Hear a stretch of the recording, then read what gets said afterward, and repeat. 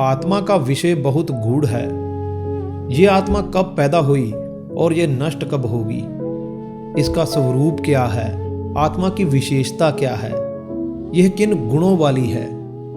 ऐसे बहुत से प्रश्न हैं जो हर एक सांख्य योगी को आड़े हाथों लेते हैं। गीता में भी श्री कृष्ण ने सबसे पहले आत्मा का ही विषय उठाया।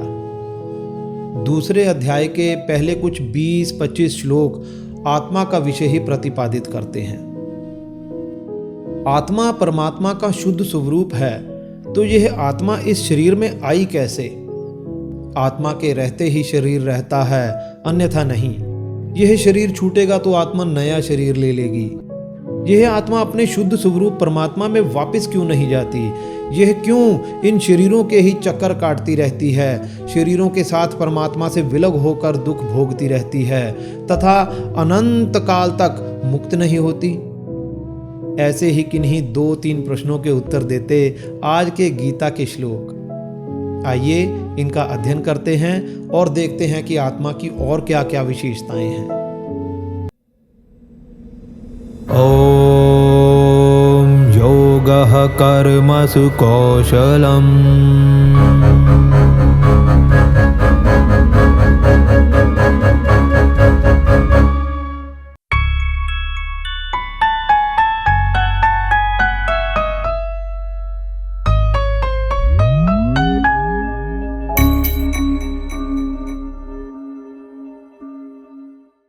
हरिओम। अब तक के श्लोकों में भगवान श्री कृष्ण ने अर्जुन से कहा कि हे पुरुषों में श्रेष्ठ अर्जुन, सुख और दुख में समान भाव से रहने वाले जिस धीर पुरुष को यह मात्रा स्पर्श व्याकुल नहीं करते, वो मोक्ष का अधिकारी होता है। हे अर्जुन, जो असत्य है उसका कभी अस्तित्व नहीं होता और जो सत्य है उसका कभी अभाव नहीं होता। इन दोनों का ही तत्व ज्ञानी पुरुषों के द्वारा देखा गया है। इसके आगे प्रश्न उठता है कि जो निसंदेह सत है और सदैव रहता है वह क्या है? इस पर श्री कृष्ण के वचनों में अविनाशी तु तद्विद्धि येन सर्वमिदं ततं विनाशमव्ययस्यास्य न कश्चित् कर्तुमर्हसि।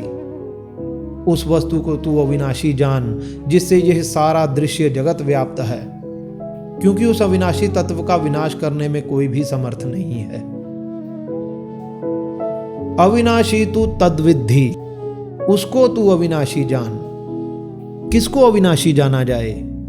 येन सर्वमिदं ततं, जिससे यह संपूर्ण जगत अथवा संसार व्याप्त है। यह जगत किससे व्याप्त है? धरती, अग्नि, जल, आकाश तथा वायु, इन 5 महाभूतों से ही तो यह सारा जगत व्याप्त है। क्या यही अविनाशी तत्व हैं? जी नहीं। अविनाशी ना विनष्टुम शीलम अस्य इति। अविनाशी तत्व वह होता है जिसका कभी विनाश नहीं होता। किस तत्व का कभी विनाश नहीं होता? परमात्मा का तथा उसके शुद्ध स्वरूप आत्मा का, जो इस स्थूल देह को धारण किए हुए है, जो प्रत्येक वस्तु को अभिव्यक्त करती है। वह आत्मा शाश्वत, सनातन तथा अपरिवर्तनशील है।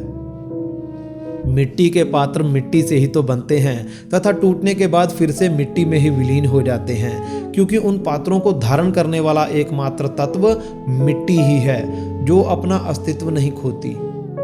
वह फिर से नए पात्र में परिणत हो जाती है। इसी तरह सारे जीवों के अंदर व्याप्त आत्मा शरीर छूटने के बाद नया शरीर ले लेती है, लेकिन अपना अस्तित्व नहीं खोती। सत वस्तु को बताने के बाद प्रश्न स्वाभाविक ही है कि फिर वह असत पदार्थ क्या है, जो अपनी सत्ता को छोड़ देता है, जो सदैव रहता नहीं। इस पर श्री कृष्ण कहते हैं, अंतवंत इमे देहा नित्यस्योक्तः शरीरिणः अनाशिनो अप्रमेयस्य तस्माद्युद्धस्व भारत। अविनाशी, अप्रमेय, नित्य स्वरूप आत्मा के ये शरीर नाशवान कहे गए हैं, लेकिन आत्मा कभी नष्ट नहीं होती। इसलिए हे अर्जुन, तू युद्ध कर। आत्मा के ये सभी निवास स्थान अर्थात शरीर रूपी देह ही नाशवान कहे गए हैं, परंतु आत्मा अनाशिनो अर्थात नाश रहित है, अप्रमेयस्य अर्थात प्रत्यक्ष आदि प्रमाणों से जिसका स्वरूप निश्चित नहीं किया जा सकता, तथा नित्य है, जिसका कोई आदि तथा अंत नहीं है।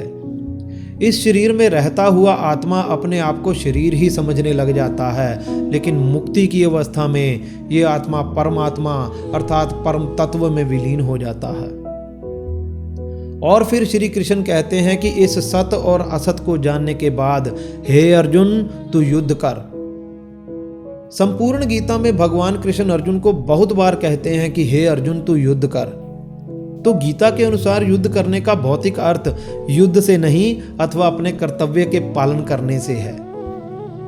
इसलिए आप लोगों से अनुरोध है कि जितनी बार भी आप यह सुने कि अर्जुन तू युद्ध कर, तो आप यही अर्थ लें कि भगवान कर्तव्य कर्म करने के लिए कह रहे हैं।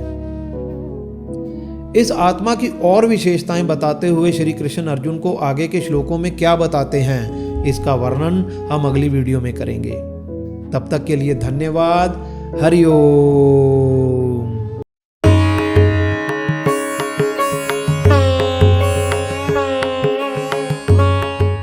दोस्तों, हमारी पिछली वीडियो में प्रश्न था कि सबसे बड़ा उपनिषद कौन सा है। ए केन उपनिषद, बी बृहदारण्यक उपनिषद, सी छांदोग्य उपनिषद तथा डी मैत्रेय उपनिषद। सही उत्तर है सी छांदोग्य उपनिषद।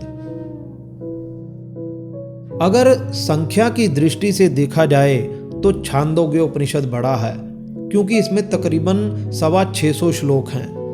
पर अगर श्लोकों के आकार को देखा जाए तो बृहदारण्यक उपनिषद बड़ा है, क्योंकि चाहे इसमें श्लोक 425 के करीब ही हैं, लेकिन उनका आकार बड़ा होने के कारण वो ज्यादा ज्ञान प्रदायक हैं। यह दोनों ही उपनिषद सनातन चिंतन के हर सिद्धांत को व्यक्त करते हैं और मुख्य उपनिषदों में से हैं। छांदोग्य उपनिषद सामवेद का हिस्सा है तथा बृहदारण्यक उपनिषद शुक्ल यजुर्वेद का भाग है। वैसे तो सभी उपनिषद महत्वपूर्ण हैं, लेकिन ये दोनों उपनिषद बड़े होने के कारण ज्यादा महत्वपूर्ण हैं। इस श्रृंखला से जुड़ा हुआ हमारा 24वां प्रश्न है, इनमें से किसने आर्य समाज की स्थापना की थी। ए राजा राम मोहन रॉय, बी रविंद्रनाथ टैगोर, सी महात्मा गांधी तथा डी स्वामी दयानंद सरस्वती। कृपया कमेंट जरूर करें। धन्यवाद। हरि ओम।